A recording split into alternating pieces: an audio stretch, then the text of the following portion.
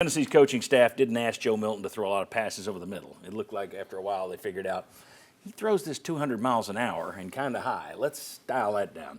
With Nico, you saw him run the ball more in the 2 postseason games when they knew if he gets hurt or it's the offseason, who cares? You saw him run more against Iowa and Ohio State than you did any of those games in between, really. So then turn those guys loose. Well, what should we expect from Joey Aguilar or Jake Merklinger or George McIntyre or some walk-on they brought in? What should we expect from Tennessee's starting quarterback this year?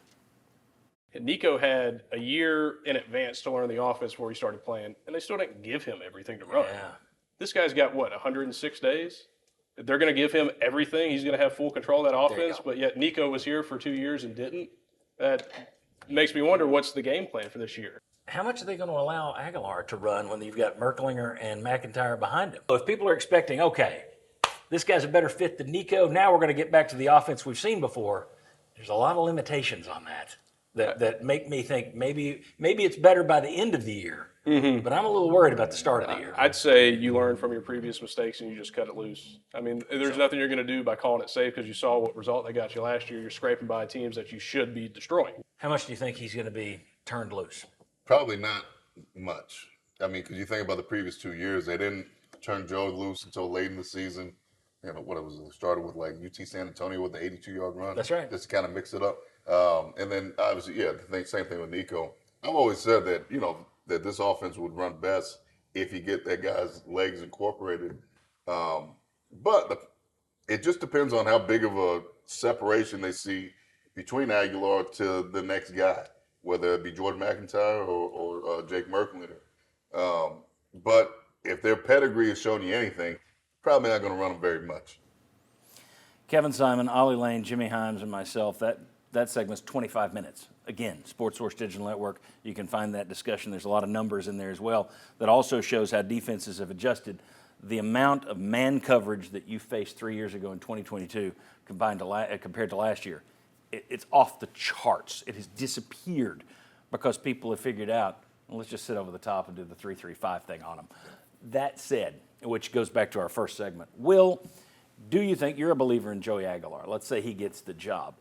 Do you think they'll turn him loose, or do you think it's going to be growing as he grows in the offense? I expect a better end than I do start. Are you in agreement, or do you think they cut him loose early? I don't think they cut him loose early by any stretch of the imagination. I think that it's going to be very much turning wheels on. He doesn't have a lot of time. 100 days, right? Yep. Pretty much is what he has to get ready for a brand new offense after spending the entire spring studying a new offense. So I think that he will have the training wheels on. He gets the ball out fast. So you can still have success with him, I think, when that happens. But one of the things that they talked about at the beginning of spring practice was the difference in Nico. Now he has control of the offense after he'd already been here 2 years. I just don't think that this coaching staff trusts a quarterback that quickly to give them that type of control.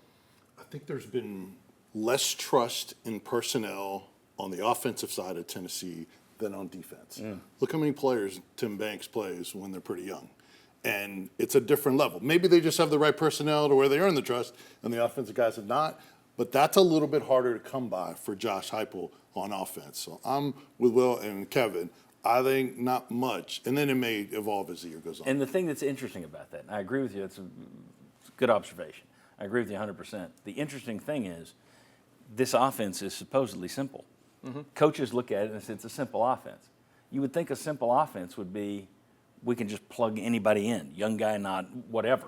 We could plug it in and it will work. But for a simple offense, he's not very trusting about getting young guys onto the field. Ryan, your thoughts on this discussion, this topic? I think we sometimes equate turning a guy loose with the offense automatically being better. I think the offense will be pretty effective with Joey Aguilar. I just don't know that he's going to Will's point, or I don't think he's going to have full command of it. You're going to have to grow it as the season progresses. So Hendon Hooker in 2021 was even different from what we saw in 2022. Yes, he was, exactly. So I think year two, you're going to be more likely to have that kind of grasp of the system. So will they have that in Aguilar this year? Probably expecting a bit much to think it's going to be quite like that. But I don't think that means the offense can't be good because, to your point, it is a fairly simple offense in a lot of ways. So it can be effective. And I think they'll have some new wrinkles this year, too, that'll help. So I think overall it works. It's just maybe not at the level where he's going to be running it and making a lot of adjustments on the fly himself. And that's what I think people needed to hear. That was the point of this. I think you will improve. I agree with you. But I don't think anybody who's walking around, I've been seeing this in the comments section. I need to start using the comment section from the digital network on the show. But we've seen comments of people saying it's going to look like it did under Hooker with this guy. It's like, I don't think it's going to look like it did under Hooker because, as you pointed out, it looked different under Hooker the second year than it did the first year. Well, I just think end of the year to me, Yeah. he should have a better grasp than he does first of the year. I don't think Syracuse is going to be a pretty game. I may be wrong. They hit 2 deep balls. Who cares? But I just think you're going to have a better shot late than you do early. I think some of what people are talking about when they say that is simply this is a quarterback that can hit an open receiver. Because the last couple of years, they've had too many guys running open down the field, and Milton and Nico were not as good at throwing those downfield passes. The efficiency wasn't there. I think you might have more of that this year with Aguilar. I hope you got some guys, when they did hit somebody, had a lot of drops the last year, too. Right. So I hope you have some people that can catch the ball. Yeah, and that's why Brian worked right into my point. I think this coaching staff looks at this offense less about, hey, let's turn it loose and let's change and do those that involve, hey, let's help ourselves. Let's execute a throw. Get a guy on the run.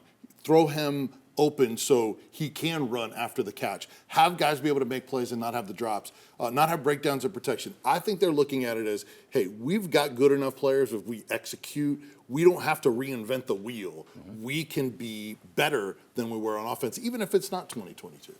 Right. Incremental improvement is still improvement. Yeah. The hope is it's 2022. I just don't see that. That was a remarkable season. And the only question we don't know in the long run, I mean, we kind of saw Philip Fulmer adjust over the years, right? When he saw Nebraska run it down his throat in the Orange Bowl, it changed him. He became more of a running coach. Now that Josh Heupel has a good defense and had one last year, will last year's approach be more of what he does going forward, or will they go back to that full all-out tempo approach at some point? Well, that's right. The last 2 years, you could argue his defense has been better than his offense. And I think that defense is going to be pretty salty again this year. So are you better off playing to that as opposed to trying to go back to 2022?